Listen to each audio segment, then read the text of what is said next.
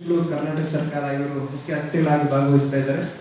ರಾಘವೇಂದ್ರ ನಿರ್ದೇಶಕರು disability department ಮತ್ತು Suryavanshi commissioner disability act ಅವರು ಕೂಡ ಅದರಲ್ಲಿ ಭಾಗವಹಿಸ್ತಾ ಇದ್ದಾರೆ. ಇದರ ಜೊತೆಯಲ್ಲಿ ನಮ್ಮ ಹೇಮಾ ಮೇಡಮ್ ಅವರ ಫ್ಯಾಮಿಲಿ ಮೆಂಬರ್ ಶ್ರೀಯುತ ಗರುಡಾಚಾರ್ ಅವರ ರಿಲೇಟಿವ್ ಅವರು ಕೂಡ ಇರ್ತಾರೆ.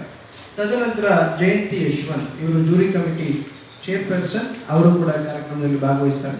ಸುಮಾರು 1000 ಜನ ಈ ಕಾರ್ಯಕ್ರಮದಲ್ಲಿ ನಾಳೆ ದಕ್ಷಿಣ ಭಾರತದಾದ್ಯಂತ ಭಾಗವಹಿಸ್ತಾ ಇದ್ದಾರೆ. ಆ ನಿಟ್ಟಿನಲ್ಲಿ ನಾವು ನಿಮ್ಮನ್ನು ರಿಕ್ವೆಸ್ಟ್ ಮಾಡ್ತಾ ಇದ್ದೀವಿ, ಈ ಕಾರ್ಯಕ್ರಮಕ್ಕೆ ತಾವೆಲ್ಲರೂ ಕೂಡ ಬಂದು ಈ ಕಾರ್ಯಕ್ರಮದಲ್ಲಿ ಭಾಗವಹಿಸಿ. ಅದನ್ನು ನಾಳೆ ಅನೌನ್ಸ್ ಮಾಡ್ತೀವಿ, ಅದು ಸೀಕ್ರೆಟ್ ಇದೆ. ನಾಳೆ ಜೂರೀಸ್ ಅವರೇ ಅನೌನ್ಸ್ ಮಾಡ್ತಾರೆ. ದಯಮಾಡಿ ನೀವೆಲ್ಲರೂ ಕೂಡ ಬಂದು ಈ ಒಂದು ಕಾರ್ಯಕ್ರಮಕ್ಕೆ ಒಂದು ಅವೇರ್ನೆಸ್ ಅನ್ನ ಕೊಡಬೇಕು ಅಂತ ತಮ್ಮಲ್ಲಿ ವಿನಂತಿಸ್ತಾ ಇದ್ದೀವಿ. ಕೊಡ್ತಾರೆ ಸರ್, ಸಂಸ್ಥೆಗಳನ್ನ ಯಾವ ಆಧಾರದ ಮೇಲೆ ಮಾನದಂಡದ ಮೇಲೆ ಸರ್ 10 ಮಾನದಂಡಗಳಿದೆ.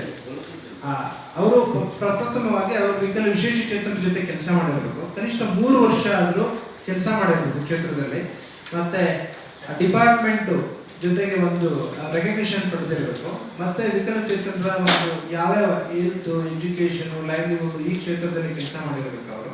ತದನಂತರ ಸರ್ಕಾರ ಜೊತೆಗೆ ಕೆಲಸ ಮಾಡಿರಬೇಕು, ಮತ್ತು ಏನು ಇನೋವೇಟಿವ್ ಆಗಿ ಇವರು ಕೆಲಸ ಮಾಡಿದ್ದಾರೆ. ಮತ್ತೆ ಒಂದು ಸಂಸ್ಥೆ ಈಗ ನಿಮಗೆಲ್ಲ ಗೊತ್ತಿರೋ ಹೀಗೆ ಹುಟ್ಟಿ ಯಾಕೆ ಸಾಯಿದೆ, ಅದರಿಂದ ಒಂದು ಸಸ್ಟೈನಬಿಲಿಟಿ ಯಾವ ರೀತಿ ದೃಷ್ಟಿಕೋನದಲ್ಲಿದೆ, ಮತ್ತು ಸರ್ವಿಸ್ ಬೆನಿಫಿಷಿಯರೀಸ್ ಅವ್ರ ಫೀಡ್ಬ್ಯಾಕ್ ಏನಿದೆ, ಈ ಥರ ನಾವು 10 ಪ್ಯಾರಾಮೀಟರ್ಸನ್ನು ಕ್ರಿಯೇಟ್ ಮಾಡಿ ಅವ್ರಿಗೆ ಕಳಿಸ್ಕೊಟ್ಟಿದ್ದೀವಿ ಚೆಕ್ ಲಿಸ್ಟ್.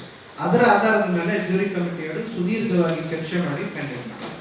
ಸರ್, ಇವಾಗ ನೀವು ಗೌರ್ಮೆಂಟ್ ಜಾಬ್ ಇದ್ದಾರೆ ಮಾತ್ರ ಕೊಡ್ತಾರದ ಇಲ್ಲ ಪ್ರೈವೇಟ್ನರಿಗೂ ಸರ್ಕಾರೇತರ ಸಂಸ್ಥೆಗಳು, ನಾನ್ ಗೌರ್ಮೆಂಟ್ NGOs ಮಾತ್ರ ಅಕ್ರಾಸ್ ಸೌತ್ ಇಂಡಿಯಾ, ದಕ್ಷಿಣ ಭಾರತದಾದ್ಯಂತ ಯಾರು ಸೇವೆ ಮಾಡಿರ್ತಾರೆ ಅವರನ್ನ ನಾವು ಪರಿಗಣಿಸಿದ್ದೀವಿ. 56 ಅಪ್ಲಿಕೇಶನ್ ಬಂದಿದ್ದು, ಅದರಲ್ಲಿ ಬೆಸ್ಟ್ 3ನ ಸೆಲೆಕ್ಟ್ ಮಾಡಿದ್ದೀವಿ. ಇವತ್ತು ಕೂಡ ವಿಶೇಷ ಚೇತನರು